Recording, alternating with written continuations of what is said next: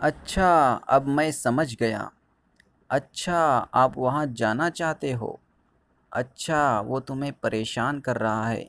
इस तरह के जुमले हम अपनी डेली लाइफ में बोलते हैं। इन्हें हम इंग्लिश में किस तरह से बोलेंगे वो आज हम इस वीडियो में सीखेंगे। अगर आप चैनल पर नए हैं तो चैनल को ज़रूर सब्सक्राइब कर लीजिए। इन जुमलों में बार बार जो लफ्ज़ रिपीट हो रहा है वो है अच्छा। इसे इंग्लिश में बोलते हैं वेल। वेल, अब हमारा स्ट्रक्चर बनेगा वेल प्लस सेंटेंस। चलिए अब मिसालों के ज़रिए से समझते हैं। सबसे पहला जुमला है अच्छा, अब मैं समझ गया। इसे हम इंग्लिश में बोलेंगे well now I see. Well now I see. I see एक फ्रेज़ है जिसका मतलब होता है उर्दू में मैं समझ गया।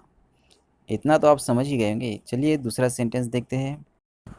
अच्छा, आप वहाँ जाना चाहते हो। इसे इंग्लिश में बोलेंगे well you want to go there. Well you want to go there.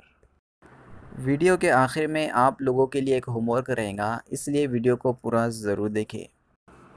अच्छा, वो तुम्हें परेशान कर रहा है। इसे हम इंग्लिश में कहेंगे well he is disturbing you. Well he is disturbing you. ये रहा आप लोगों के लिए होमवर्क। अच्छा, तुम इंग्लिश सीख रहे हो। इसका आंसर आप मुझे कमेंट बॉक्स में ज़रूर दीजिए।